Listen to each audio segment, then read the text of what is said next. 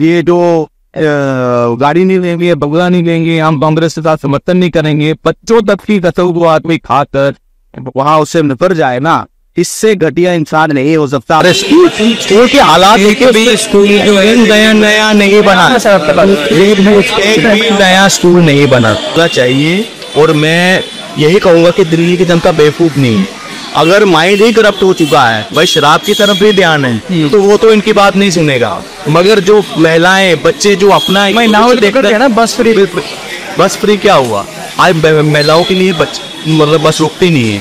Body class आपका result 15 number, मतलब जहाँ टॉप 10 में हुआ करता था दिन बाहर वो 15 पे आ गई। देखिए स्वीकार तो किया ही है इन्होंने पहले ही, दिल्ली की जनता को भ्रम के जाल में फंसाया हुआ है केजरीवाल ने। और एक मुखोटा ओढ़ कर आए थे भगत सिंह का, यहाँ इनकलाब लाएंगे फलाना। देखिए ये बेनकाब हो चुकी है सरासर। इनको एक बार ही नहीं, बार बार बेनकाब हम जैसे लोगों ने भी इनको किया है। इनकी करनी और कथनी में ना जमीन आसमान का अंतर है। इन्होंने हर उस बात से जो इन्होंने घोषणा की उससे मुकरे हैं। बाद में आकर इन्होंने मुकरे हैं।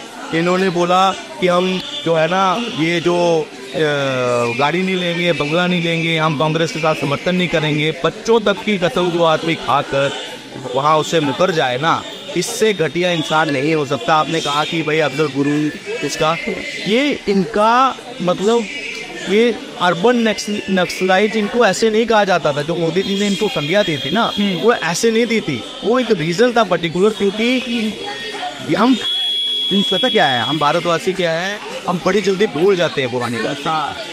जब पूरा देश गर्वित हो रहा था कि हमारे सेना के जवानों में सर्जिकल स्ट्राइक थी, क्या हम उसका ढोल नगाड़ों से स्वागत कर रहे थे, हम उसका सेना की हौसला जो है उसको बढ़ा रहे थे।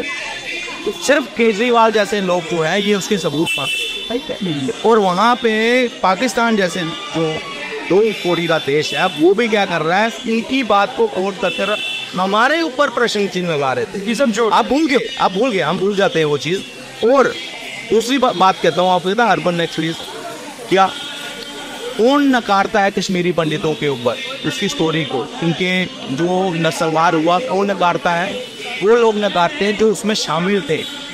कौन शामिल था? इसने 30 साल बाद भी उनकी स्टोरी सामने नहीं आई थी, मगर यही केजरीवाल वहाँ पे उसको मनगढ़ंत झूठी कहता है। आपने देखा वो 80 हमें याद है, मैं जम्मू कश्मीर का हूँ, मुझे याद है वो, मैं कभी भूल भी नहीं सकता उस चीज़ को। मगर अगर हर उस पक्ष को भी छोड़ दिया जाए, मैं डेवलपमेंट की बात करता हूँ। ये कहते हैं हमें पढ़ा लिखा सीएम, अरे स्कूल के हालात देखे, स्कूल जो है नया नहीं बना, नया स्कूल नहीं बना। मगर अगर वक्त के नाम पर प्रॉपर्टी देने की बात आई, नहीं नया स्कूल बनाना, नया इंफ्रास्ट्रक्चर बनाना है, तो इनके पास जगह नहीं है। क्या जगह नहीं है इनके पास? ये बोलते हैं कि भाई हमारे पास लैंड का वो है, मगर वक्त को अगर जगह देनी है तो इसके लिए पैसा भी है, इसके लिए जगह भी है। मस्जिद बनानी होगी, बन जाएगी, मगर मंदिर के लिए जगह नहीं। मौलवियों के लिए सैलरी है, जो पुजारी हैं हमारे, जो हमारे ग्रंथी हैं, उनके लिए सैलरी नहीं पाए, उनके लिए सैलरी नहीं है। तो यहीं से पूरा साफ हो गया है।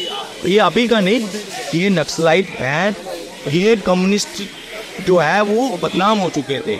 अब ये आम आदमी बनकर उसका, जैसे कहते हैं नहीं बेड़ की खाल में सियार, ये वो बनकर आए और इन्होंने दिल्ली को एक बारी नहीं 2 बारी ठग दिया। और आज दिल्ली की हालत देखो। मैं कहता हूँ हमारी बातों में मत आओ, आप कैमरा उठाओ और गली गली ये आउटर दिल्ली में जाओ, जहाँ एमसीडी का है ना, जहाँ आपको लगता है ये बस में, जहाँ से पल्क में वोट लेती है, तो वहाँ जाकर देखो जितनी यार वहाँ कूड़ेदान ऐसे साइड पे पड़े हुए हैं। रोड की हालत देखिए, जब भी छोटी सी बारिश पड़ जाए ना, आधा घंटा बारिश पीछे, तो पता क्या है, आपके दिल्ली जो है ना, आधे से ज्यादा स्विमिंग पूल बने होते हैं वहाँ पे। सिंगापुर जो इन्होंने कहा था ना, वही गंगा यमुना की बात करते हैं, आज 10वां साल चल रहा है। क्या प्रपोजल है? मैं आपको बोलता हूँ, देखिए मैं ग्राउंड पे काम करने वाला आदमी हूँ, मुझे पता है no water sewerage treatment plant है यहाँ पे। कितने वर्क में है, कितने ट्रीटमेंट प्लांट होकर सारा इंडस्ट्रियल वेस्ट भी इन्होंने किस में डाला हुआ है, इसमें यमुना में डाला हुआ है। क्या आप 10 साल में इनके पास कोई मास्टर प्लान नहीं था कि अलग से एक सीवरेज का, ड्रेनेज का प्रॉपर सिस्टम बनाया जाए वहाँ पे? पैरेलल जो है एक सिस्टम नहर के तौर पर ये जितना वेस्टेज है ये कहीं आगे वाटर ट्रीटमेंट प्लांट में किया जाए, मगर नहीं था। अब मैं बात करता हूँ दूसरी, पोल्यूशन की। हर जगह में फेलियर अगर गिनाने आऊँ, इन लोगों का फेलियर क्या है? अब आने वाले 2 महीनों में फॉग शुरू हो जाएगा, यहाँ धुंध होगी, सर्दी होगी, सब कुछ होगा। मैं कहता हूँ फिर आ जाएंगे कि हम पोल्यूशन के लिए ये कर रहे हैं, फौलादी जब नहीं आरोप लगाते हैं, मगर मैं अरे स्मॉग टेवर लगवाना है, आप 150 करोड़ का बंगला पे पैसा खर्च कर रहे हो। सुनो, तो स्मॉग टेवर नहीं लग सकते? वो तो वन टाइम में इन्वेस्टमेंट है ना। आपके यहाँ पे 7-8 पता नहीं कितने स्मॉग टावर है, नॉन वर्किंग है, उनको क्यों नहीं, आप क्यों नहीं चला रहे उनको? बताइए, चलना चाहिए। आप रोड नहीं बना रहे, इनके एमएलए पता क्या करते हैं? कोई रोड का कुछ नहीं है इनके पास। आज जो एमसीडी के है ना, उनका काम थोड़ा बहुत दिख रहा है, बाकी जितना इनका फंड आ रहा है ना, सिर्फ फ्री बेस में जा रहा है। जल बोर्ड 70-78 हजार के घाटे पे है। पिछली गर्मियों में हम जब यही के पास बैठते थे ना कि फलानी जगह पानी नहीं है इस बस्ती में, वहाँ पाइप नहीं बनेगी, तो सर बजट नहीं है। ये अधिकारी बोल रहे हैं। दिल्ली का, दिल्ली संगम बिहार में जाओ, पाइपें पड़ी हुई है, वहाँ पे कनेक्शन ही नहीं है। बोलो आया नगर, यहाँ पे तुगलकाबाद, ये ओखला, क्या बोलूं, पूरी दिल्ली घूमे हैं। पहाड़ हटाने के लिए बोला था, पहाड़ भी नहीं है, कुछ नहीं। आज पहाड़ तो वहाँ थाना खड़ा है ना, आप घरों के बाहर कूड़े के बाहर लगा दिए। आज इनके जब से एमसीडी में आए हैं ना, एक करनी इनकी और सपोर्ट सुनो। जितने पार्क है ना, पार्क पे क्या है, इलीगल या तो वहाँ पे एनक्रोचमेंट हो चुकी है एमसीडी विधायक की मिलीभगत से, या तो इलीगल पार्किंग बन गई है। अच्छा, एक चीज समझ में नहीं आता, अतीसी को सीएम क्यों बनाया उन्होंने? सर मनीष सिसोदिया थे, संजय सिंह थे, राघव चड्ढा थे, सुनीता केजरीवाल को भी चार्ज तो ला सकते थे। ये बगावत के सुन में नहीं कर सकते हैं कि इनको क्यों बना दिया? बगावत होने ही नहीं थी, खत्म कर दी ना। बगावत तब होती जब वहाँ पे मनीष सिसोदिया आता, वो डिलीवर करता कुछ, और बाद में उससे कंपैरिजन होता केजरीवाल का कि केजरीवाल ने कितना किया और मनीष सिसोदिया ने 3 महीने में क्या कर दिया। बाद में एमएलए उसके साथ हो जाते। इस चीज का डर था कि कहीं चंपा सोरेन जैसे मेरे साथ ना हो जाए। समझिए सीएम के नाम पर सीएम चाहिए था। उनकी पूरी मंशा ये थी कि मैं अपनी बीवी सुनीता केजरीवाल को मेरे जाने के बाद में कोशिश, और वो पूरी कोशिश की इन्होंने। और ये अभी से नहीं, सुनीता केजरीवाल के लिए लॉबिंग जो है आज से 4 महीने पहले शुरू हो गई थी। आपने देखा होगा पिछले जब चुनाव थे उससे पहले जब इसको गिरफ्तारी हुई थी, तब से इनके पीछे थी, हम ये करेंगे, सुनीता जी को ले आएंगे। मगर पार्टी में भी कुछ सांसद जो है इसके विरोध में, कुछ एमएलए जो है इनके विरोध में आ गए कि भाई ऐसा क्यों नहीं, मनीष सिसोदिया को उसको भी जमानत मिल रही है, उसको क्यों नहीं होता था? तो वो केस फंस गया, वहाँ पे पेच फंस गया। अब मैं आज बोलता हूँ, अगर वो अपनी विटो पावर लगाकर भी अगर सुनीता को बनाते तो यहाँ एक टेक्निकल पेज ये आता था कि उनको 6 महीने के अंदर को चुनाव जीतकर साबित करना पड़ती अपनी सदस्यता, बिल्कुल जाना पड़ता। जबकि वहाँ कोई चुनाव है ही नहीं, जो भी चुनाव है वो फाइनल दिल्ली का चुनाव आ रहा है, बाईपोल तो है नहीं होगा। यही कारण रहा। अब इसमें क्या था, अब मुख्य दावेदार कौन आ गया सुनीता केजरीवाल के बाद? मनीष सिसोदिया। मनीष सिसोदिया पता था कि वो पहले ही स्टेज से ना उसके नाम मैं बनूंगा ना मनीष सिसोदिया। मनीष सिसोदिया के घर पे इसकी बैठक हुई, वो नाराज होकर निकला वहां से। जो इंटरनल इनपुट्स आ रहे हैं कि वहां बहस हो गई कि भाई तुमने मेरा नाम कैसे कर दिया।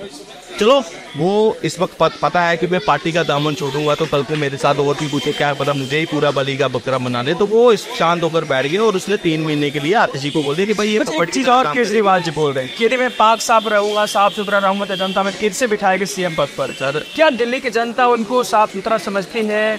क्या फिर से बिठाएगी? इस तरीके से राग अलाप रहे हर जगह घूम करके। दिल्ली की जनता का तो मैं कहूँगा नहीं, मगर आज जितना पीछे हम भी खबर देखते हैं, दिल्ली की जनता भी देखते हैं, तो कोई भी दिल्ली की जनता बेवकूफ़ नहीं है। आज घरों से बाहर कचरा पड़ा हुआ है, गलों नालियों जो है उसकी हालत ऐसी है ना कि मतलब जो इनका कट्टा समर्थक भी होगा ना वो भी गाली नहीं। हम घूमे, हम इनके बीच में घूमे, पार्क आज बीच में बैठने लायक नहीं है।